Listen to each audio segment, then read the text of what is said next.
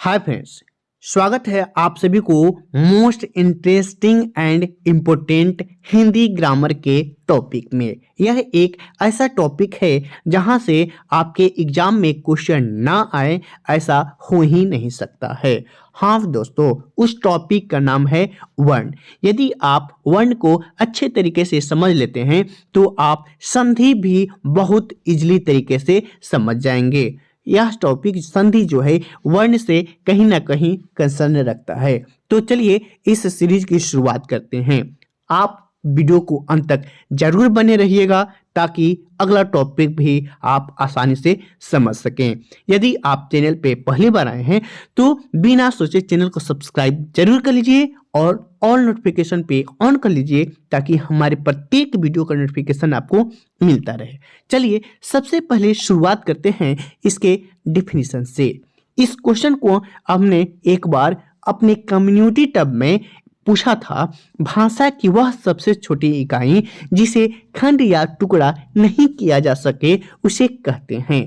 Option A में दिया था वर्ण, दूसरा शब्दों में कहा था अक्षर, और ऑप्शन सी में दिया था इनमें से दोनों, और डी में दिया था कोई नहीं। बहुत लोगों ने सही जवाब दिया था वर्ण। ऑप्शन के अनुसार आपका जवाब गलत है। आपको सही जवाब ऑप्शन सी होना चाहिए था, दोनों, क्योंकि वर्ण को अक्षर भी कहते हैं।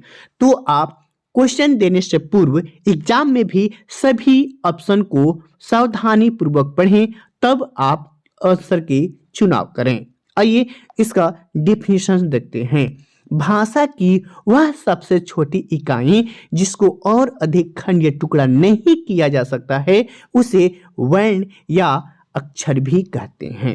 जैसे एक शब्द लेते हैं हम कमल, अगर इसका वर्ण विच्छेद करें तो बनेगा क धन अ, क्योंकि क में भी अ है, और म धन अ, धन ल धन अ। अब इसको और अधिक छोटा नहीं कर सकते हैं, इसी को हम लोग वर्ण कहते हैं। आपको एग्जाम में एक और क्वेश्चन पूछ लिया जाता है, वर्णों के व्यवस्थित समूह को क्या कहते हैं। तो आप जैसे वर्ण पढ़िएगा, वर्ण देगा, अक्षर देगा, वर्णमाला देगा, आपका सही जवाब हो जाएगा। वर्ण के जो व्यवस्थित क्रम होते हैं उसे वर्णमाला कहते हैं।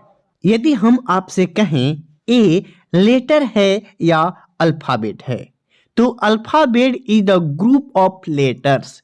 अल्फाबेट जो है अक्षरों के समूह को कहते हैं, इसलिए अल्फाबेट में ए से जेड तक आ जाएंगे। जबकि एक एक लेटर को कहा जाए तो वो हमारा अक्षर है, वर्ण है। तो ए हमारा लेटर है, न कि अल्फाबेट है। उसी प्रकार वर्णों के व्यवस्थित समूह को हम लोग वर्णमाला कहते हैं। और प्रत्येक भाषा की अपनी एक अलग वर्णमाला होती है, जो कि हिंदी के भी वर्णमाला जो है इस प्रकार है। यहाँ से आपसे मोस्ट हाईलाइटेड एक ऑब्जेक्टिव क्वेश्चन पूछ लिया जाता है, वर्णों की संख्या कितनी है। तो हम आपसे रटवाएंगे नहीं, आपको गिनवाएंगे और आप गिन के बताइए वर्णों की संख्या कितनी है। तो हिंदी वर्णमाला इस प्रकार है, जैसे अ से लेके औ तक, इसे स्वर कहते हैं। इनकी संख्या हो गई 11। आप साइड में लिखते चलिएगा, सभी को काउंट करना है आपको। और अंग और अह को अयोगवाह कहते हैं। क्यों कहते हैं सभी का एक्सप्लेन करेंगे, पहले देखते चलिए। अ से लेकर के औ तक वर्ण को क्या कहते हैं, स्वर कहते हैं, और स्वर की संख्या कितनी है, 11। अंग से लेकर के अह तक को अयोगवाह कहते हैं। और क वर्ग से लेके प वर्ग तक, यानी प्रत्येक वर्ग में 5-5 वर्ण है। तो क से लेके प वर्ग तक कितने वर्ण हो गए, 25। और इन्हें स्पर्श व्यंजन कहते हैं।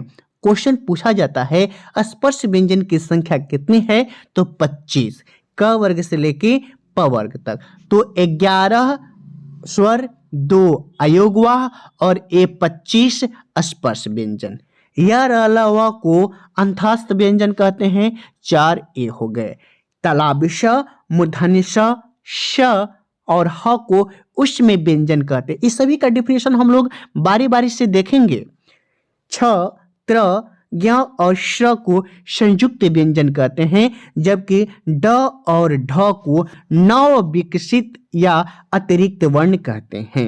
अब आप इस सभी वर्णों को 11 स्वर, 2 अयोगवाह, 25 आपके हो गए स्पर्श व्यंजन, 4 अंतस्थ, 4 ऊष्म, 4 संयुक्त और 2 नव विकसित। जोड़िए 2 1 3 5 8 4 12 4 16 4 20 2 22 के 2 मन में है 2 2 4 और 1 5।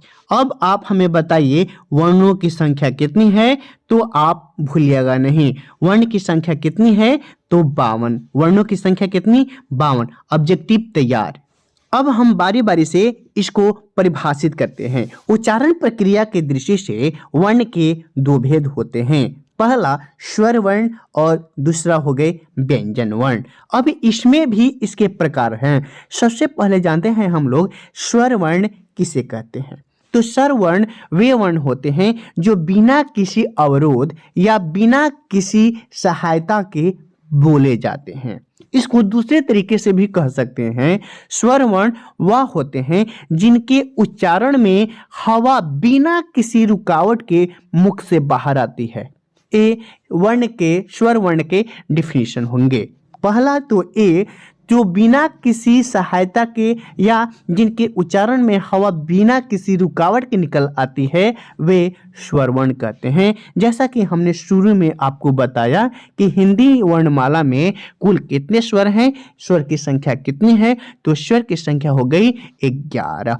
अब इस स्वर वर्ण के भी भेद होते हैं। उच्चारण की दृष्टि से स्वर के निम्नलिखित भेद होते हैं, जिसमें से पहला है ह्रस्व स्वर, जिसे मूल स्वर कहते हैं, और मूल स्वर को एक मात्रिक स्वर भी कहते हैं।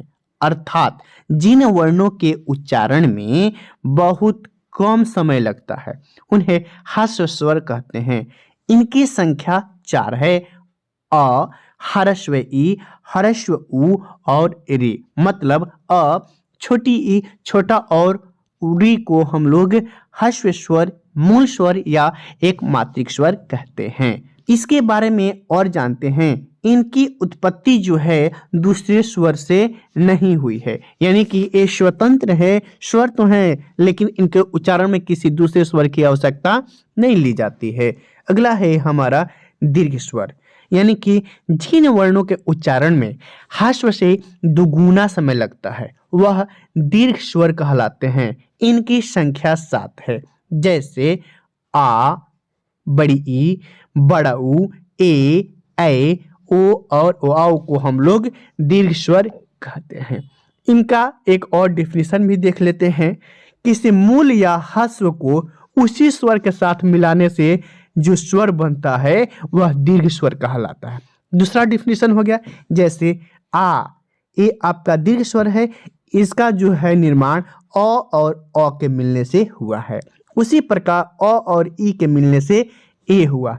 ये सभी आपके संधि में भी आएंगे, इसलिए इसको आप जरूर देखिएगा। आपके एग्जाम में पूछा जाता है अ और ई के मिल से क्या बनता है और आप कंफ्यूज हो जाते हैं, इसलिए सीरीज को अंत तक जरूर देखिए। इनके उच्चारण में जो है 2 मात्राओं का समय लगता है, इसलिए इन्हें द्विमात्रिक स्वर भी कहते हैं। द्विमात्रिक स्वर जो है किस स्वर को कहते हैं, तो ये मूल स्वर को या ह्रस्व स्वर को हम लोग क्या कहते हैं, एक मात्रिक स्वर कहते हैं। अगला है हमारा स्वर वर्ण के नेक्स्ट प्रकार प्लुत स्वर, यानी कि जिन वर्णों के उच्चारण में दीर्घ से दुगुना समय लगता है, यानी कि ह्रस्व से दुगुना लगेगा तो दीर्घ, और इसमें दीर्घ से भी दोगुना समय लगता है, उसे प्लुत स्वर कहते हैं। जैसे ओम, ठीक है, राम, जैसे ओम लिखते हैं ना, ओ, ये जो अवग्रह जो है ऐसे बना रहता है, ये प्लुत में आता है। हमें ईश्वर पढ़ रहे हैं, ईश्वर की अपनी अपनी अलग अलग मात्राएं होती है। मात्रा का भी डिफिनीशन है, स्वरों का प्रयोग जब व्यंजन के साथ किया जाता है। अब देखिए, स्वर का प्रयोग व्यंजन के साथ किया जाता है, न कि व्यंजन का प्रयोग स्वर के साथ। क्योंकि व्यंजन की कोई मात्रा नहीं होती है। व्यंजन का प्रोनाउंसिएशन उच्चारण जो है स्वर की सहायता से किया जाता है। ध्यान रखिएगा इस बात को। स्वरों का जो प्रयोग करते हैं तो व्यंजन के साथ किया जाता है, तब उनका रूप जो है बदल जाता है। उस बदले हुए रूप के कुछ चिन्ह होते हैं, उनका प्रयोग करते हैं, उसे हम लोग मात्रा कहते हैं। अ को छोड़कर किस स्वर की कोई मात्रा नहीं होती है? तो अ को छोड़कर सभी स्वर की अपनी अलग अलग मात्रा होती है। किस स्वर की मात्रा नहीं होती है? तो अ स्वर की कोई मात्रा नहीं होती है। ये बहुत ही कॉमन बात है, लेकिन आपको ध्यान देना है। अ स्वर की कोई मात्रा नहीं है। आ के मात्रा जन्मे करते हैं। ह्रस्व ई आगे से, बड़ी ई ऐसे पीछे से मात्रा रहता है। ये सभी मात्राएं हैं जिस पे हम समय वेस्ट न करेंगे, आप जरूर देख लीजिए। और इसी मात्राओं से जुड़े कुछ शब्द भी हम दिए हैं जो आपको समझने में आसानी होगी।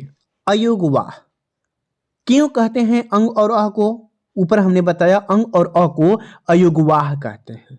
क्यों कहते हैं? क्योंकि ये न तो स्वर होते हैं और न ही व्यंजन।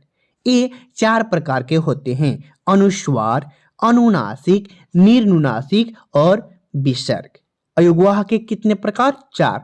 अनुस्वार, अनुनासिक, निरनुनासिक और विसर्ग।